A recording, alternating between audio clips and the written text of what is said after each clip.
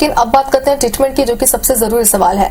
Asthma का इलाज क्या है, कैसे इसका ट्रीटमेंट किया जाता है, कौन कौन से विकल्प हैं इसके इलाज के? जी, सबसे पहले मैं ये बोलना चाहूँगा, अस्थमा बहुत लोगों को पता है क्या होता है, लेकिन जब तक हम अस्थमा को समझेंगे नहीं, अस्थमा क्या है, जब तक उसका निवारण नहीं होगा। जैसा कि मैंने बताया, इसका जो ट्रीटमेंट है इसके टाइप से डिपेंड करता है कि आपको अस्थमा कौन से टाइप से है। जैसे कि मोस्टली लोगों को एलर्जिक अस्थमा होता है।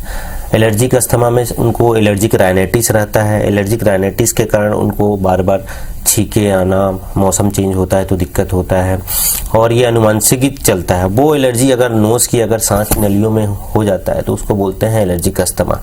तो एलर्जिक अस्थमा का ट्रीटमेंट और बाकी सभी का अस्थमा का ट्रीटमेंट सिंपल हम बोलें तो इनहेलर से ही किया जाता है। जो पंप सभी लोग जानते हैं कि पंप से ही इनहेलर से ठीक होता है। ऐसा क्यों? कई लोग डरते हैं कि भाई पंप लेने से दिक्कत और हो जाएगा, लेकिन पंप एक ऐसी चीज़ है, इनहेलर ऐसी चीज़ है, जहाँ प्रॉब्लम है, जैसे कि सांस की नलियों में प्रॉब्लम है तो हम इसी पे पंप देके, जैसे कि अगर लोकल स्किन में दिक्कत होती है तो हम स्किन में ऑइंटमेंट लगा देते हैं, कोई साइड इफेक्ट नहीं होता। वैसे अगर सांस की दिक्कत है तो हमें इनहेलर से ही इसका ट्रीटमेंट रहना चाहिए, और डिपेंड करता है कि आपकी सीवियरिटी कैसा है ट्रीटमेंट हिसाब। जैसे कि सीवियरिटी के हिसाब से अस्थमा को इंटरमिटेंट टाइप का और परसिस्टेंट टाइप का अस्थमा माना गया। इंटरमिटेंट टाइप का अस्थमा जैसे कि किसी को हफ्ते में एक दिन या महीने में एक दो नाइट में दिक्कत होती है, उनको अस्थमा का अटैक आता है।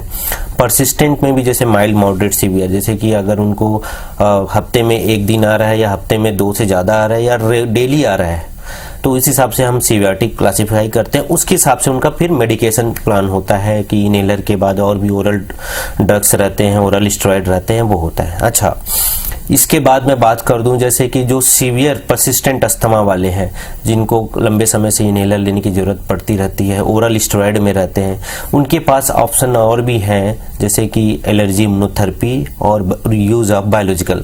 तो इनका पता मैं आने वाले टाइम पे, आने वाले आप क्वेश्चन पे जब बोलोगे तो मैं उसका कैसे ट्रीटमेंट किया जाता है, क्या विकल्प है हमारे पास, और सबसे ज़्यादा क्या अस्थमा का इलाज परमानेंट हो सकता है। जी डॉक्टर केदारनाथ, अगर बात करें आज की तारीख की, तो जितनी भी बीमारियां आज की डेट में है या पहले थी, उनका इलाज आज की डेट में सबसे ज्यादा आसान तरीके से संभव है, क्योंकि नई तकनीकें आ चुकी है। अगर बात करें अस्थमा की, तो अस्थमा प्रबंधन में हाल के वर्षों में आप क्या बदलाव देखते हैं? जी, अस्थमा का मैं ये बदलाव देखता हूँ कि जितनी भी गाइडलाइन है, जैसे जीना गाइडलाइन, तो जीना गाइडलाइन में बोला गया है कि 30% पूरे वर्ल्ड के पॉपुलेशन को एलर्जी होती है। मतलब हम 10 लोग बैठे हैं तो 3 लोग को एलर्जी होगी। अब वो 3 एलर्जी में से एलर्जिक राइनाइटिस जो पेशेंट रहते हैं 90% को रहता है, तो 10% को अस्थमा और सीवियर अस्थमा होता है, और जो हमारे पास प्रेजेंट करते हैं। तो अभी के टाइम में ट्रीटमेंट का ऐसा है कि अभी पेशेंट जो ट्रीटमेंट सबसे पहले लेते हैं वो रेगुलर नहीं लेते हैं। जब उनको अस्थमा का अटैक आएगा तभी वो दवा लेते हैं या इनहेलर लेते हैं। तो अस्थमा जैसे कि बीपी, शुगर, थायराइड है, वैसा अस्थमा है कि इसको हम कंट्रोल कर सकते हैं, ना कि हम इसको बोलें कि अस्थमा आपको हमेशा के लिए चला जाएगा, ऐसा वर्ड नहीं है। इसको हम कंट्रोल कर सकते हैं। इसलिए जो अभी जो जीना का लेटेस्ट गाइडलाइन है उसमें ये बोला गया है कि आप इनहेलर को, भले ही आपको सिम्टम रहे नहीं रहे, अगर आपको अस्थमा डायग्नोसिस होता है तो लो डोज में आपको इनहेलर रेगुलर लेना ही लेना है। और डॉक्टर केदारनाथ, अगर देखा जाए तो मौसम हमेशा बदलता रहता है, चेंजेस आते रहते हैं। अगर एलर्जी की बात करें तो एलर्जी के मौसम में या प्रदूषण के दौरान अस्थमा को कैसे नियंत्रित करें, क्योंकि अक्सर ये देखा जाता है कि जो अस्थमा के पेशेंट होते हैं वो इस दौरान ही ज्यादा प्रॉब्लम में रहते हैं। जी, जैसे कि एलर्जिक अस्थमा के पेशेंट जो रहते हैं, मोस्टली जिनका ट्रिगर रहता है house dust might, pollens grains जो हवा में घूमता है, जनवरी से अप्रैल पेड़ के पॉलेन से, अप्रैल से जून में पौधे के पॉलेन से, और जो ठंड के मौसम में जो एलर्जी होती है वो घास के पॉलेन से, और जो 12 महीना एलर्जी होती है, अस्थमा होता है, वो डस्ट माइट की वजह से। इसके अलावा ह्यूमन डेंडर्स रहते हैं, कॉकरोच, मॉस्किटो, तो काफ़ी चीज़ें हैं जो जैसी मौसम चेंज होता है तो उस हिसाब से पेशेंट को हमें देखने को मिलते हैं कि कोई सीजनल अस्थमा है, कि किसी को विंटर में होता है दिक्कत, किसी को समर में होता है, किसी को रेनी सीजन में होता है। डॉक्टर केदारनाथ, अगर बात करें योग की, व्यायाम की, तो अक्सर ही कहा जाता है, डॉक्टर्स भी ये सलाह देते हैं कि आप हमेशा व्यायाम करते रहिए हर दिन, चाहे आपको कोई प्रॉब्लम हो या फिर ना हो, क्योंकि आपकी सेहत के लिए अच्छा ही होता है। क्या अस्थमा के साथ सुरक्षित रूप से व्यायाम करना संभव है? जी बिल्कुल। जैसा मैं बताऊं आपको, जैसे कि हम बातें करते हैं, हम एक्सरसाइज करते हैं, बट हम लंग्स की एक्सरसाइज करना भूल जाते हैं। कहीं पे मैंने सुना था ऐसा कि अगर लंग्स और लेग्स आपके स्ट्रांग रहते हैं तो आपकी लाइफ बहुत लंबी रहती है। इसलिए लंग्स की एक्सरसाइज बहुत जरूरी है। जो मेरे ख्याल से 90% से अब वो लोग लंग की एक्सरसाइज होती भी है कि नहीं होती है जानते ही नहीं है कि लंग की एक्सरसाइज भी होती है।